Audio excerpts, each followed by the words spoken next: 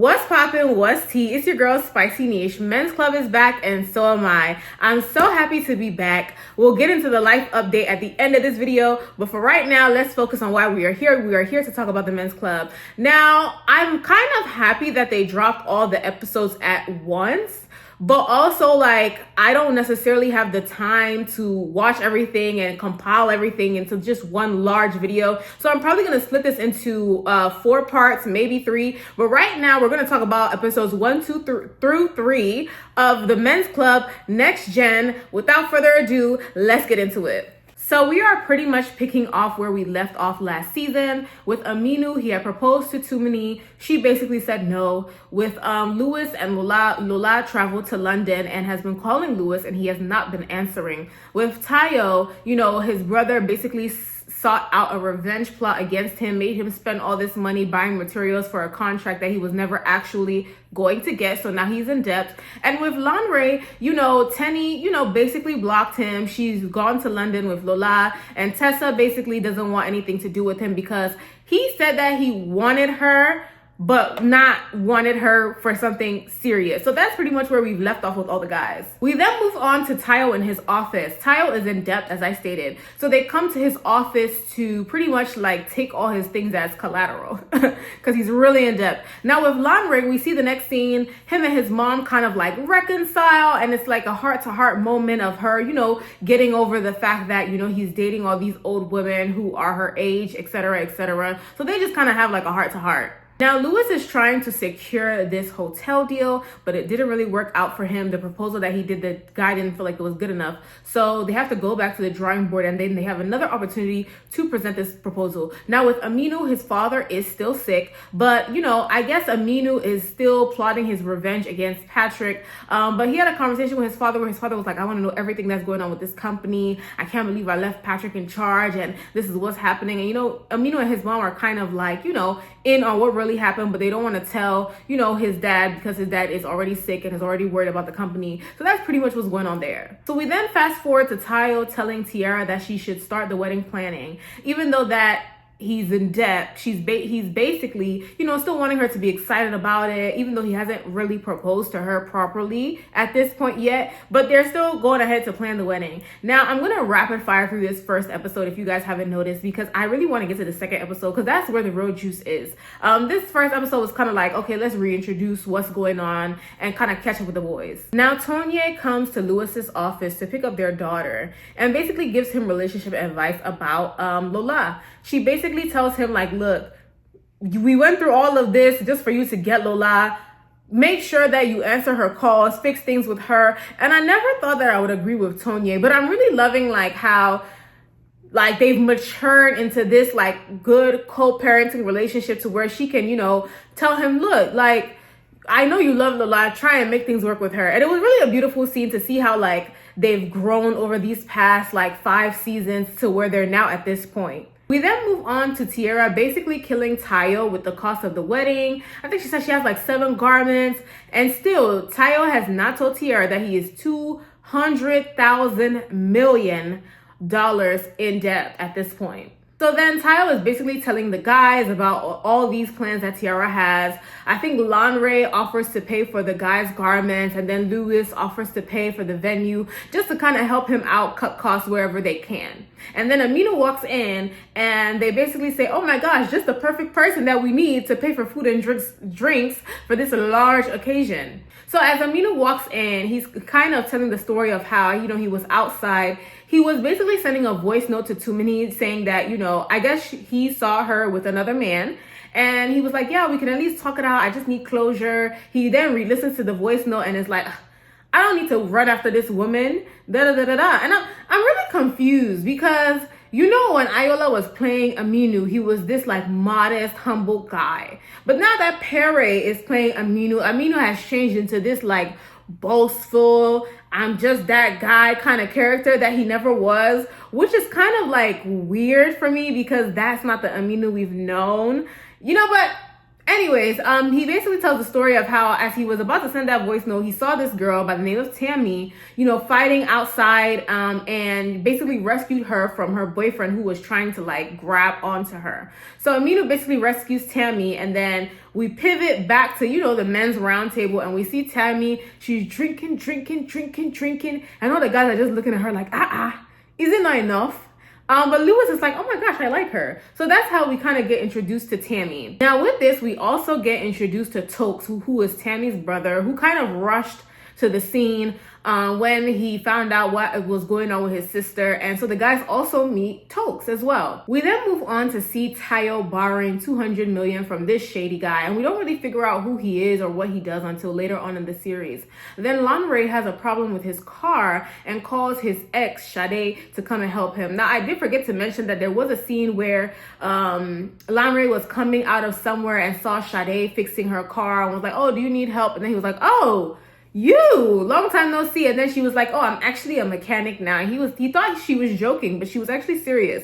So as I said, his car breaks down. He calls his mechanic. The mechanic can't come, so he calls Sade to come and help him, fix his car. They have this little powwow, and yeah, that's pretty much what happens there. Tammy and Aminu go on a date where Tammy basically tells him, I like you, I'm interested, what's up? And Aminu was like, oh, like, I like you, but I don't want anything serious. I just got out of a serious situation. And I'm so perplexed at how Tammy is like chasing after Aminu. Like, it's just really weird to me. Like, calm down now. Calm down. Because in the series, Tammy's father is supposed to be wealthier than Aminu. So, she's a well-to-do girl who can, pretty much get whoever she wants. But here she is, famsing over Aminu, even though he just stated that he doesn't want anything serious with her. But anyways, Sade fixes Lanray's car and they agree to a date. And then Lewis gets the contract that he has been wanting. But his, business partner had to call Lola to do the business design. And, Lewis is still kind of salty about it. He's like, why did you call Lola? And the business partner was like, well, she's the only designer that we could get that I knew would secure us this contract. So Lewis is still mad about that, still not talking to Lola, and then we move on from there. We then move on to the scene where Tayo and Tiara, they're wedding planning. Tayo's like, whatever you want, babe. Lo and behold, they come in and they try to take Tayo in. Basically, the guy that he borrowed the $200 million from is a known fraudster, and I guess when the bank saw that money hit his account, they were like, oh, fraud.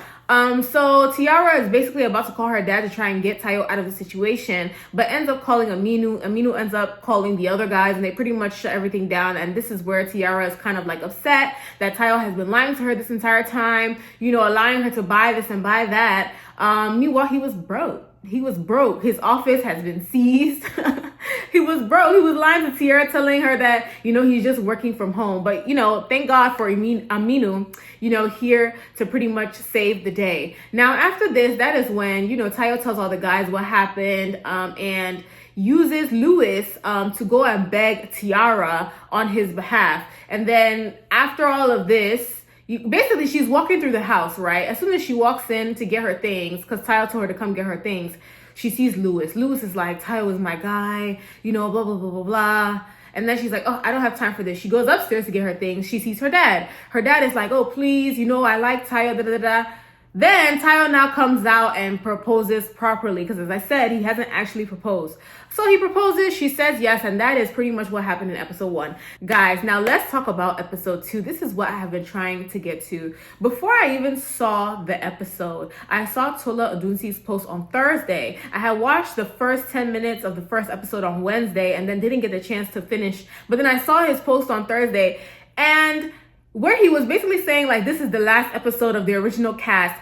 Guys, I felt my chest paining me. It literally felt like heartbreak, like I was going through a breakup. Not even to be dramatic, guys. I really feel like it was so sudden, and I'm gonna go through the episode and then kind of like talk more about it at the end, but I feel like we didn't get everything that we should have gotten. For it to just be the last episode of the original cast is just like crazy that it ended with, Tiara and Tayo's wedding. So this episode, we started off with Tiara and Tayo wedding planning, and then we switched directly, into the wedding. And yeah, it was just really emotional for me because Men's Club is literally what started this YouTube journey of like reviewing Nollywood. If you guys didn't know, At the time when I started back in like 2020, 2019, thereabout, there was only maybe like 5 or 6 people that were reviewing Men's Club, and only one of them was doing a pretty good job. So I kind of felt like, I'm already watching this, and I'm heavily into Nollywood. So like, why not be another one of those people that are reviewing? And even last season when they moved on to Prime, I can confidently say that I was the only one reviewing Men's Club consistently. Every single week I was on this platform reviewing Men's Club, giving y'all the tea, telling y'all what's new, because a lot of people for some reason don't have Prime, or didn't want to pay for Prime. YouTube is free, it's for everybody, but there's a lot of people having issues with Prime, who look forward to my reviews to tell them like what's going on in this new season of Men's Club. So it's just kind of crazy that it kind of feels like where I started is kind of like coming to an end. I've watched the characters evolve on this show. I've evolved as a person. My space has evolved. This is my new content room. But we'll get to that at the end. But it was just so like heartbreaking. It's like I've grown as a person. The characters have grown as people. And I don't know. It just felt like we were breaking up. It was really emotional for me, guys. Like, I'm not gonna lie. Let's get into talking about the second episode. So as stated, this wedding is where we pretty much get introduced to the new gen. So Tammy and Tokes are at the wedding. Obviously, Tammy is at the wedding because she's currently, I guess, seeing Aminu. I don't know. So as Tokes is sitting down, we meet the new character, Obina. Obina comes, and it seems like they all went to, school together. They're basically like catching up. And that's pretty much that. Then we see Tammy basically throw herself at Aminu, like kissing, talking about, oh yeah, you're my man. I want everybody to know you're my man. Please tell me how we got here. Like, Aminu just said that he wanted to be friends with this girl. Now it's my man, my man, my man. Anyways, the guys all come in for Tayo's entrance. Now, one thing that I will say is that I didn't like how the guys were all wearing different clothes. They could have at least matched. If not wedding, we did. Let's do it well. If this is the final scene, let's do it all the way. The guys were not matching. They all had on something different. And I was just like, okay, whatever. We move on. But this Alagada they got, I could tell that this was her real job because she was really, really good at the wedding. And let me just say, like, the wedding scene did not feel like a film, if that makes sense. It literally felt like I was watching somebody's wedding on YouTube. The way that they went through, like I did her thing, then they bent down, they did all the traditional stuff, then Tiara came out.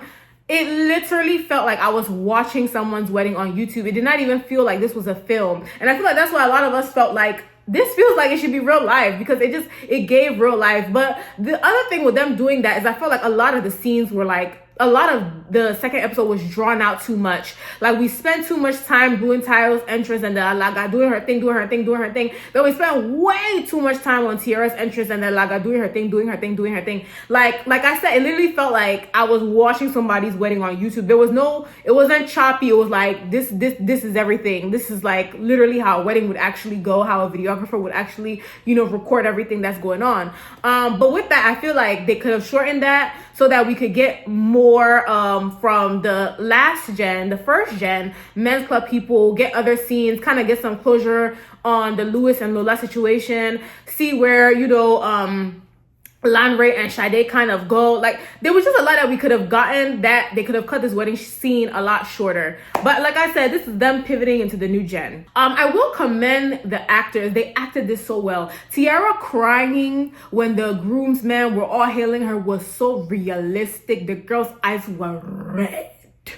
You would think this was her real wedding day, but I think maybe she was also crying because she's like, dang, this is my last scene in the Men's Club. Like, I can imagine it was so emotional for everybody. Like, this is really the last scene that we're gonna do. Lewis and Tonye have a heart-to-heart. She's basically just saying, like, she wasn't the easiest to deal with. He agrees that he wasn't the easiest to deal with. And it was just a beautiful, like, heart-to-heart. So we at least got closure with Tonye and Lewis. I can confidently say that it's been beautiful to see them grow, throughout the series. Now, to round everything up, we see Lewis, Lanre, all the Gen 1, Aminu, like, all have a heart-to-heart. All the guys have a heart-to-heart. And they pretty much, like, reflect on their journey. And guys, when I tell you I was almost brought to tears, I'm not even being dramatic, guys. I'm telling you the truth. I was almost brought to tears because as they were talking about their journey, we were seeing like all the previous clips of the Men's Club. I'm even getting emotional now. Oh my gosh. Oh, of the old Aminu. What I would have really wanted, if I had things my way, was for this scene and this episode alone, I would have liked them to bring back the original Aminu, because Perry was only here for one season. The original Aminu was there for more. You know, he was with us through this journey. You know, I know he missed a season, but it would have been nice for them to bring him back. Just for, if we're gonna close out Men's Club, I just feel like we can't do it without the OG Aminu. We just can't. So I feel like I wish they would have brought him back. But I know Ayola lives in Houston now with his wife. I saw Abimbola Craig do like a vlog where she was visiting him and his wife in Houston. So, you know, I think it may be hard to like get him back to Nigeria to film. But I feel like it could have been done. I feel like it could have been done just for this episode. Like, if he didn't have time to do the whole season, understandable. But just this one episode, as we're wrapping up the old gen of Men's Club, it would have been really, really, really nice to see the original Aminu there. That's all I have to say about that. Now, we end off this episode with Lanre introducing his mom to Sade. First, his mom wants to introduce him to somebody else. Then when Lanre now says, oh no, but I'm actually here with a date who is Sade, she's like, huh, please, madam, you will find your husband somewhere. There's many men at this party. And she's like, oh, over Sade and everything like that, which was nice. I'm so happy that we got resolution with Lanre, his mom, and his love life, really. But yeah, that was episode 2, guys. I forgot to mention that we also do get introduced to the other guys, the other 2 characters, the plug, Francis, and what is the other guy's name? Cash is his name. So we have Cash, we have Francis, we have Tokes, and we have Obina. Boom.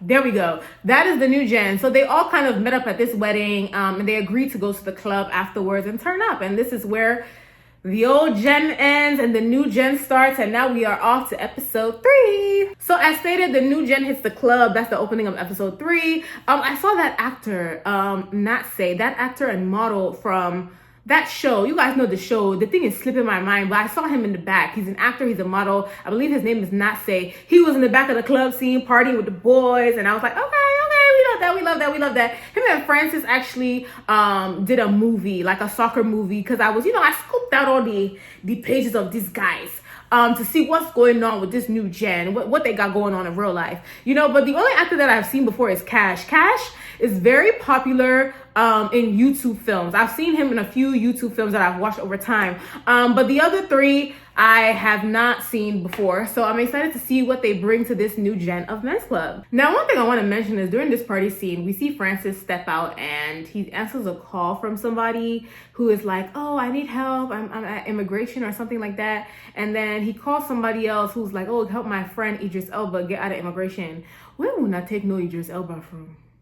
Where will not take no Idris Elba from? Was this scene really necessary? Let's just be so honest with ourselves. Was this scene really necessary? Even the person that called Francis don't even sound like Idris Elba. But yeah, they do this scene where they see Francis. You see Francis leaving the club to go answer this call and help Idris Elba with immigration, because I guess that's his name. He's the plug, so he's plugging people in. Like, you didn't even use another actor. Like, you could have said something like, let me think. Because it's another actor. You could have said something like Bovi, or you could have just used somebody, in the industry, like Idris Elba though. Anyways, let's move on. So Tokes is not really one with the ladies. He's not a ladies' man like the rest of these boys. So he is kind of like uninterested. This girl tries to dance on him. He's like, no. But he goes to the bar and he meets this lady. And she's drunk, but she's like, yeah, I'm here to have fun. Like, I'm always here. He kind of rejects her, and she's like, yeah, well, my friend owns this place, so if you ever want to come see me, I'll be here. So I don't know what storyline we're going to introduce with that, but I think that is going to potentially be Toke's love interest, in this series. So I was trying to kind of like plug and play who these characters would be compared to the old gen.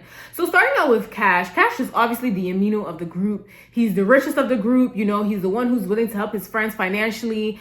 Tokes reminds me a lot of Tayo. Tayo was never really a womanizer. Like, he had like really like settled relationships, so I would say Tokes is kind of like Tayo. Now the Lanre of the group, I've kind of been going back and forth with this. I kind of want to say that the Lanre of the group is Obina, but Lanre was not as much as a womanizer and a fiend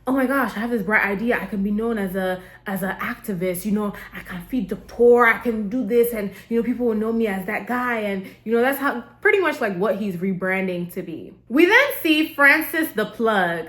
I guess Francis has 2 girlfriends that know about each other, and he kind of like kisses both of them and walks into the room, and it's like, oh, you guys don't have to fight, blah blah blah blah. And you guys can kind of see why I'm kind of like, I guess, confused, like who's Louis, who's Lanre, because the 2 characters, Francis and Obina, they don't exactly like fit the mold of either character, because they're a bit more like free and, you know, all over the place. So it's not an exact match, but you know, that is who I would say kind of like match up to be the original first gen. Obviously, like I said,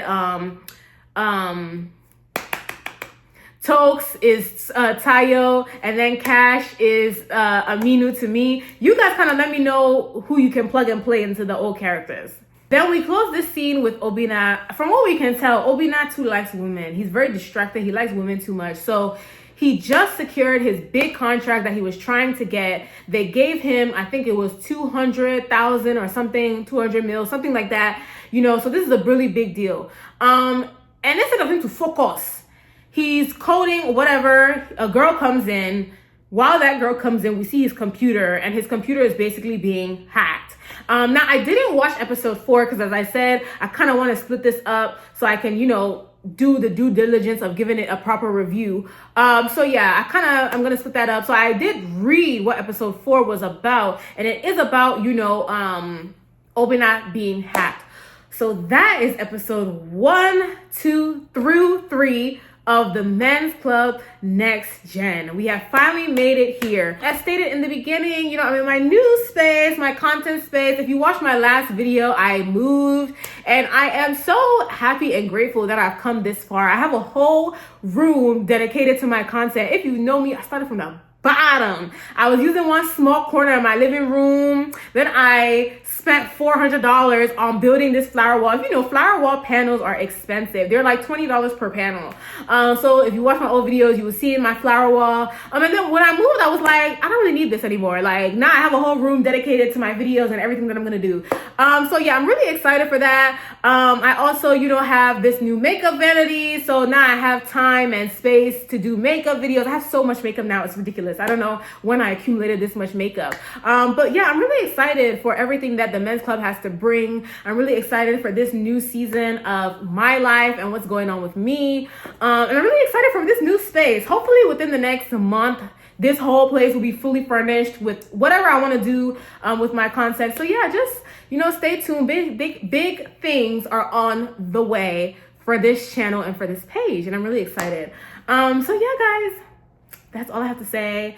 That is the Men's Club New Gen episodes 1 through 3. As always, let me know what you guys think in the comments. And for everyone who subscribed to me from watching me review Men's Club last season, if you subscribed from a different video, I am so grateful to have you guys here. Men's Club last season, I really enjoyed like interacting with you guys in the comments, you know, hearing different people's opinions. So don't stop the conversation. Make sure you comment, make sure you like this video, make sure you subscribe, make sure you share this video. And yeah, more things to come. I feel like I've like built a little like family community like from reviewing Men's Club last season and up until this season. So I'm really excited for anyone who's still here watching me. So yeah, that's all I have to say. I'm forever grateful for everyone who tunes in. And yeah, thank you guys. I'll see you guys in my next video, which will be episodes 4, 5, and 6, or maybe 4, 5, 6, and 7 of the Men's Club Next Gen. So stay tuned.